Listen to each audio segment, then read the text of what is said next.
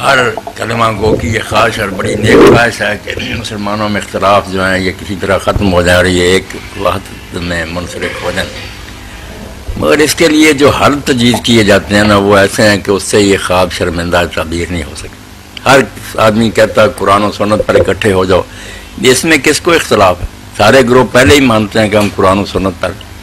مسئلہ تو یہ ہے کہ ایک گروہ کہتا ہے کہ قرآن و سنت کی جو تعبیر میں کر رہا ہوں میں سمجھاؤں، سارے اس کو قبول کریں۔ اب اللہ کے رسول علیہ السلام ہوتے صاف آپ کہہ دیتے تو سارے لوگ مان جاتے۔ اب سنت ہم تک پہنچنے میں جو وسائل ہیں، جو ذریعے ہیں، ان میں اختلاف ہے۔ کچھ حدیث کی کتابوں سے معلوم کرتے ہیں، وہ پھر دیکھتے ہیں راوی کس کے قوی ہیں، دوسرے جو ہیں وہ دیکھتے ہیں کہ راوی یار چھوڑو تعامل کیا رہا، لوگ کیا کرتے رہے ان کتابوں سے، پہلے کیا ہوتا تھا مکہ میں، مدینہ میں یا دوسرے اسلامی شہروں میں۔ تو سنت کو معلوم کرنے کے ذرائع مختلف ہو گئے۔ امام مالک کے روایتوں کی بجائے زیادہ دیکھتے ہیں کہ مدینہ کی مسجد میں کیا ہو رہا، کہ صحابہ اور تابعین کی اولادیں ہیں، مدینہ بھول گیا سنت کو، اس لیے وہ کوئی روایت اگر ملتی ہے نا خلاف مدینہ کے عمل کے تو وہ کہہ دیتے ہیں کہ یہ جنازے میں سورہ فاتحہ پڑھنا یا دوسری چیزیں، یہ روایت ضرور مجھے بھی معلوم ہے مگر مدینہ میں کوئی صاحب علم ایسا نہیں کرتا، روز جنازے ہوتے ہیں، کون فاتحہ پڑھتا ہے؟ اس لیے سنت کو معلوم کرنے میں لوگوں کا نا جو طریقہ ہے کہ سنت کیا ہے کیا نہیں، اختلاف ہو گیا۔ رسول اللہ موجود نہیں ہے تو جو علم لوگوں کو پہنچا اس میں یہ بھی ہے کہ کسی کو روایت نہیں پہنچی، کسی کو تسلی نہیں ہوئی کہ یہ صحیح ہے نہیں۔ تو اب اگر کوئی شخص چاہے نا کہ میں رسول اللہ کی حیثیت اختیار کروں اور جو کہہ دوں ساری امت مانے، یہ نہیں ہوگا۔ اگر ایسا اتحاد چاہتے ہیں نا تو پھر اس خواب کو بھول جائیں، یہ کبھی شرمندہ تعبیر نہیں ہوگا۔ ماننا پڑے گا کہ لوگ جو ہے نا جب وہ قرآن کو اور سنت رسول کو اصل دین مانتے ہیں اور اس میں جو کچھ انہیں ملا اس میں سمجھتے ہیں یہ سنت زیادہ معتبر طریقہ سے مجھے معلوم ہوئی ہے یا حدیث کا یہ مفہوم ٹھیک ہے، اس کو بھی جینے دیں، وہ بھی دوسروں کے بارے میں توسع اختیار کرے کہ دوسرے بھی اللہ رسول کا منشا سمجھ کے اس پر لگے ہوئے ہیں، تو محبت کریں، ایک دوسرے سے پیار کریں۔ ایک جڑ ہے ان کی، اوپر شاخیں جو ہے کوئی مشرق کی طرف چلی گئی کوئی مغربی، ایک قدرتی بات ہے، درخت کا پھیلاؤ ہوتا۔ تو یہ دین جب پہنچا لوگوں کو مختلف ذرائع سے اور سب نے اپنی جگہ سمجھا کہ یہ سنت رسول ہے تو اس پر رہنا چاہیے۔ البتہ یہ لوگ جو غلو کرتے ہیں کسی ایک امام کی پیروی کر کے کہتے ہیں دوسرے سب باطل پر ہیں، یہ فساد کی جڑ ہے، یہ نہیں ہونا چاہیے۔ جب وہ خود اپنی کتابوں میں پڑھتے بتاتے ہیں کہ ہمارے خیال میں ہمارا مسلک درست ہے مگر ہو سکتا ہے یہ غلط ہو، دوسروں کا صحیح ہو، تو جن مسائل کی حیثیت یہ ہے کہ امکان ہے کہ آپ کے امام کی بات غلط اور دوسرے کی صحیح ہو، اس میں لڑنے جھگڑنے کا کیا فائدہ؟ آپ جس کو صحیح سمجھیں مانیں مگر دوسروں کے لیے یہ بے گنجائش نکالیں کہ جس کو وہ سنت سمجھ بیٹھے ہیں اس پر عمل کریں۔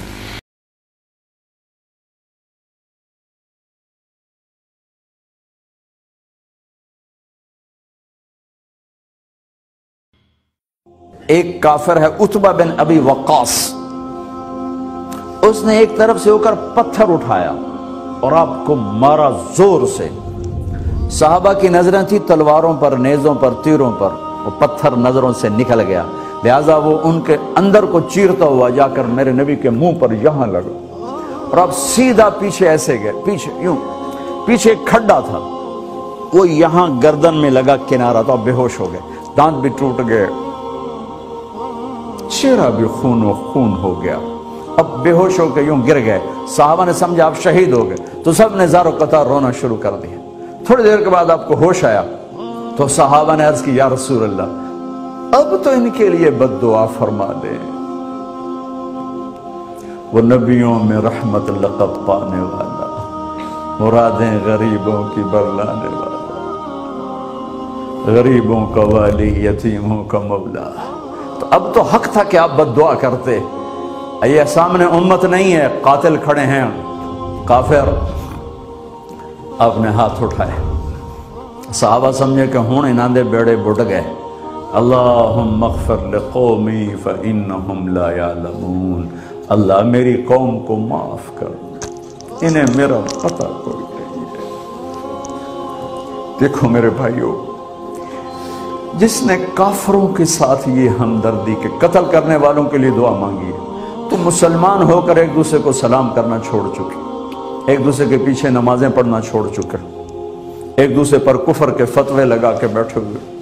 مجھے بتاؤ تم میرے نبی کے ساتھ کیا کر رہے؟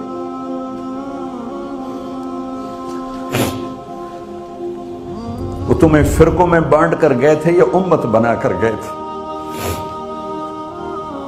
کیوں اس نادان کھیل میں اپنی زندگی برباد کرتے ہو؟ کیوں نہیں مسلمان بن کے رہتے ہو؟ اس امت میں اختلاف شروع سے ہے، ہمیشہ رہے گا، یہاں تک نہ جاؤ کہ ایک دوسرے پر کفر کے فتوے۔ جنت میں کون جائے گا؟ سنیوں نے کہا وہابی کافر، وہابیوں نے کہا سنی کافر، بریلیوں نے کہا دیوبندی کافر، دیوبندیوں نے کہا بریلوی کافر، شیعہ نے کہا سنی کافر، سنی نے کہا شیعہ کافر۔ جنت میں کون جائے گا؟ کچھ تو بھائیو میرے نبی کی محنت کی قدر کرو۔ میرے نبی تو غیروں کو اپنا بنانے آئے تھے، ہم نے اپنوں کو غیر بنا دیا۔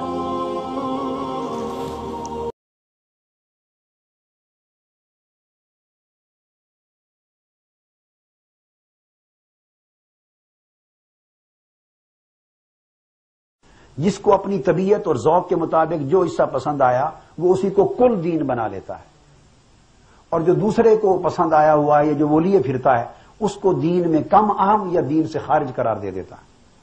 پھر دوسرا عالم اور اسکالر کہتا ہے جو اس کا ذوق اور ذوق علمی اور مزاج فکری ہے، جو اس کا جو چیزیں اس کے ذوق میں پسندیدہ ہیں وہ اسی کو صرف کل دین سمجھتا ہے اور باقی کو غیر ضروری سمجھ کے یہ دین سے خارج قرار دیتا ہے۔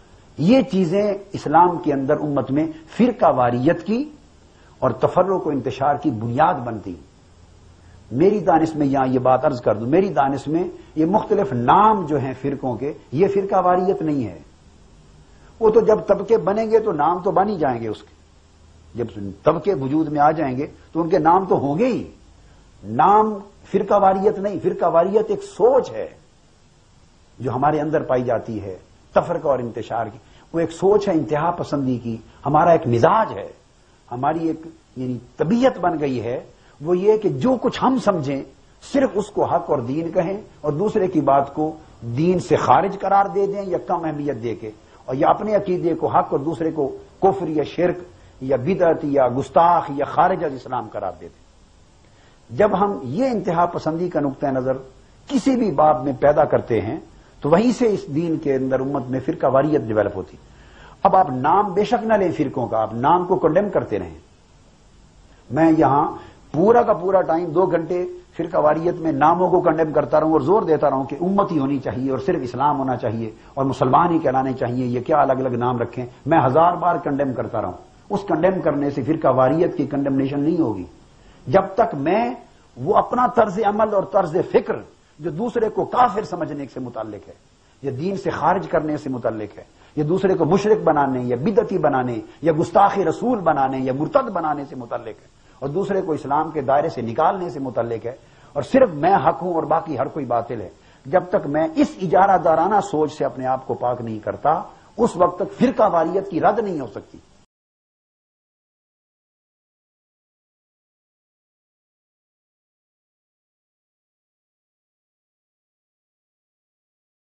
دیکھیے جانوروں کا ایک گلہ ہے جا رہا ہے، بھیڑیں بکریوں کا، ایک آدھ کتا بھی ان کو کافی ہے جمع رکھنے کے لیے۔ ذرا بکری کو ادھر ہوئی وہ کتا آیا وہ پھر واپس اپنے گلے کے اندر مل گئی، 1-2 کتے بھی کافی ہیں۔ لیکن انسانوں کو اگر جمع کرنا ہے تو پہلے ان کے اندر فکری اور ذہنی ہم آہنگی پیدا کرنا ضروری ہے۔ ان کے خیالات ایک جیسے ہوں، ان کے نظریات ایک جیسے ہوں، ان کے مقاصد ایک جیسے ہوں، ان کی سوچ ایک جیسی ہو، ان کے طریقہ کار ایک جیسے ہوں۔ جب تک یہ چیزیں نہیں ہوں گی جمع کیسے ہو جائیں گے؟ اتحاد کا واس کہتے رہیے، کوئی نتیجہ نکلے گا ہی نہیں اور نہیں نکل رہا۔ متحد کرنے والی شے صرف اللہ کی کتاب ہے۔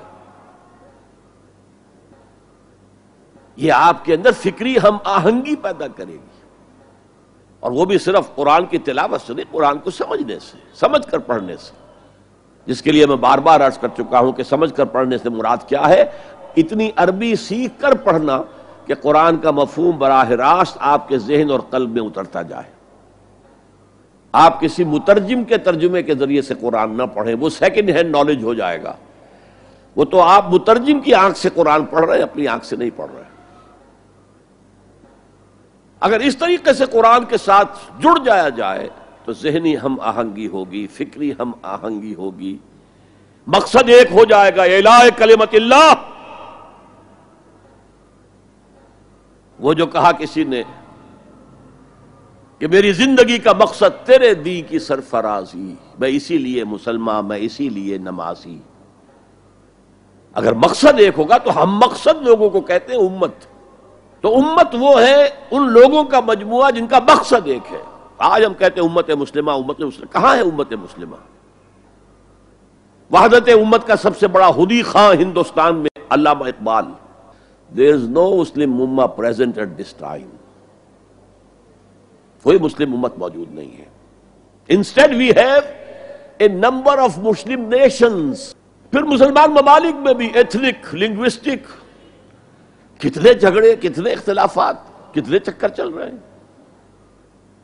فرقہ بندی ہے کہیں اور کہیں ذاتیں ہیں، کیا زمانے میں پنپنے کی یہی باتیں ہیں۔